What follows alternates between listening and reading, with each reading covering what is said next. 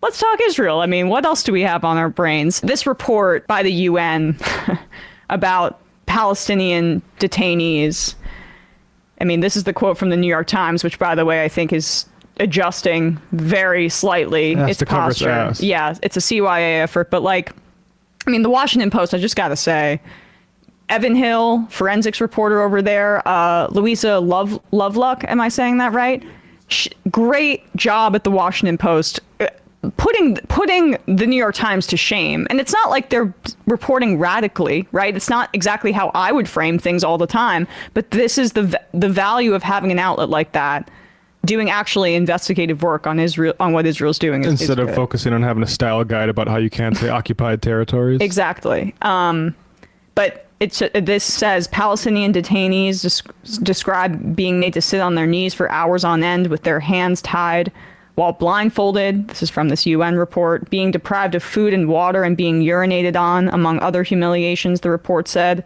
Others describe being badly beaten with metal bars or the butts of guns and boots, according to the report, or forced into cages and attacked by dogs. There's also reports of these prisoners.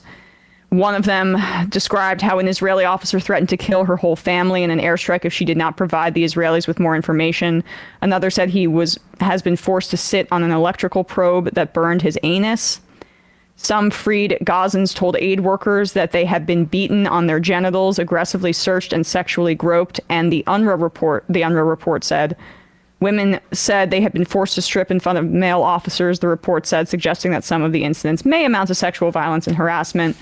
Still awaiting the breathless New York Times report on mass rape and sexual violence against Palestinians by Israelis. That's only actually actionable if it's a object of Zionist propaganda for a massacre. As public support for the war was waning, that it's not a coincidence that that's how cynical that stuff was trotted out by those people. Absolutely disgusting. So that's the latest on the absolute horror in Gaza. But young people, as they always do,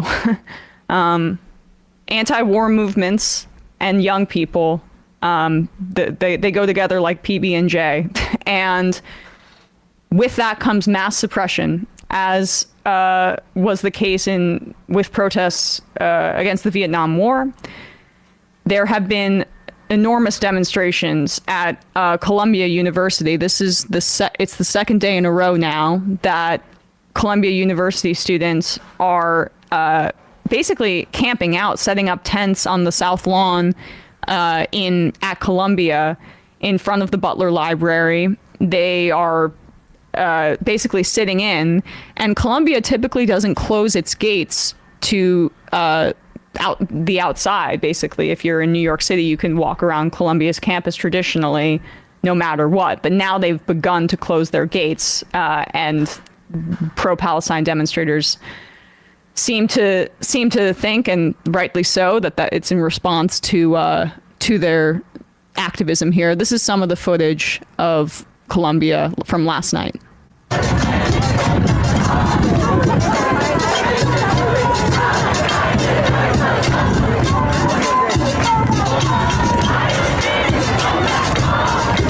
can see, if you're listening to the podcast audience, hundreds of people dancing, waving pro-Palestine flags. So that's what's happening on this coast. On the West Coast, in the news of campus suppression and free speech, which, by the way, I've yet to hear anything from Bari Weiss and the Free Press. I mean, she is the free speech warrior, right? The most concerned national figure in this country, or, Dave Rubin, for that matter. Don't burn this book. All these censorious liberals. They have not, in my estimation, said too much about the USC valedictorian here, Ansa Tabasum, I hope I'm saying her name right, who basically, because pro-Israel groups lobbied USC She was smeared as anti-Semitic because of Yeah. something she posted on social media that was not anti-Semitic. It's still available as a card. I've never heard of that before, but it's like a slideshow just with basic information about like what the one-state solution is. And they got letters from Zionist organizations and pulled her and citing safety and said that has nothing to do with free speech. If there is a safety threat to this, those proceedings, it is from Zionists. Oh, absolutely. And they've put a massive target on this young woman's back. Horrible. Who, by the way, has a minor in genocide studies. Well, that's what's so offensive. And so this is exactly what academia is supposed to foment, is supposed to engender. Somebody who uses her education to learn, to basically have expertise in this particular field, and then gets to display the fruits of that education in her valedictorian speech. And credit to Abby Phillip here. She had a USC Valedictorian, Asma Tabassum, on to speak about what she would have said if she had been allowed to speak. Joining me now is Asna Tabassum, University of Southern California valedictorian. Asna, thank you very much for joining us. My understanding is that this week you met with university officials to address security concerns. What happened in that meeting? Did they tell you about any specific threats? No, actually, they did not tell me about any specific threats, and my request to ask for the details of such threats were denied. And so it leads me to consider whether the decision to revoke my speech was made on the basis of safety alone. Do you have a sense of whether there was a concern for your safety or perhaps the safety of other students? The safety, I think, is a priority for all students, including myself. And so it was made unclear to me because I received no details about what specifically the security threats were directed to. So the university has said that this is not a free speech issue. Do you view it that way? I think there's a nuance here. I think, I expressed an opinion through a link that I had on my Instagram. The hate and the vitriol that was unleashed towards me after, I think, was part of the reason that the university caved in. And so when it comes to being a free speech issue, sure, maybe my valedictory speech is a privilege, and it's a privilege I do not take lightly, and other students and evidently people around the world do not take lightly. But at the end of the day, my views, the views that I have expressed and the views that USC has instilled within me as well, were stifled and were subject to hate. You just brought up a link that was posted through your social media page. I do want to ask you about that, since you did bring it up. One of the items in this post calls for the complete abolishment of Israel. Is that a position that you endorse?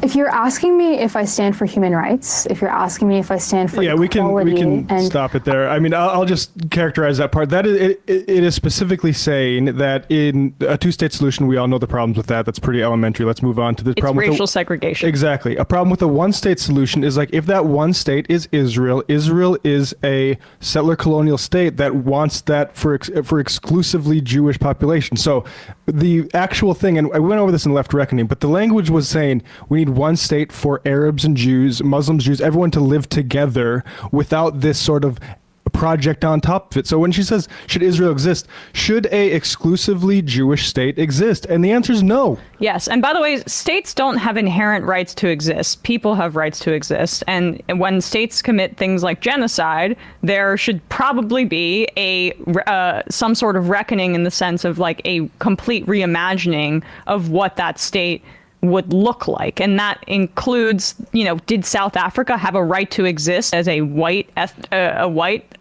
state? No. And in the same way that Israel doesn't have the right to exist as an ethno-state, and especially one that is being fortified by billions of dollars in military aid by the world superpower. But I actually do want to hear what she has to say a little bit.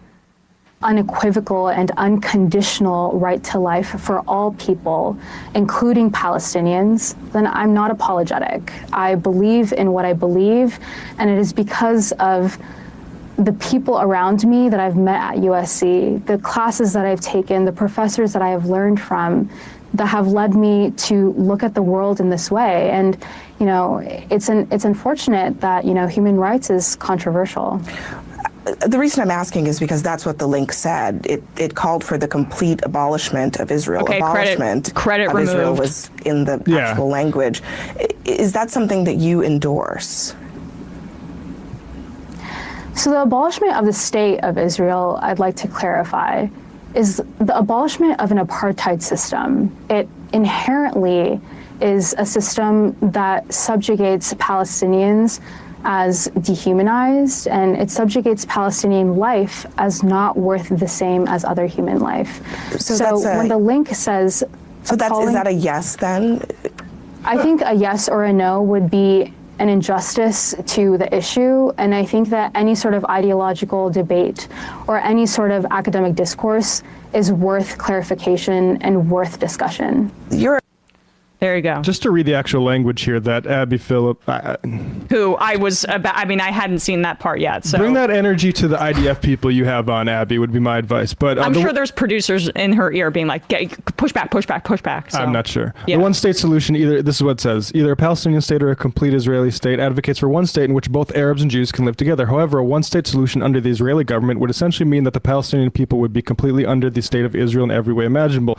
One Palestinian state would mean Palestinian liberation and the complete abolitionment of the state of Israel. That is the only way towards justice. Both Arabs and Jews can live together without an ideology that specifically advocates for the ethnic cleansing of one of them. Palestinians would be allowed to return home, and millions of Palestinians would not have to live under occupation and apartheid.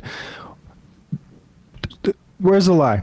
Yeah, I mean, she's absolutely right. But let's also point out that the fact that she's wearing a hijab, the fact that she is a Muslim American person is inherent to this as well. Also bioengineering valedictorian. I know. Well, she met all of the criteria, but this Zionism is a racist project, and it's deeply racist and Islamophobic against Muslim people. And how dare we, in a country that champions free speech, let this sort of thing influence things like graduation season? It's an absolute generational failing, and I hope that this is the last generation it's allowed to happen. Absolutely. And calling it what it is, a racist decision by USC, I think is the way to actually frame this in an honest way.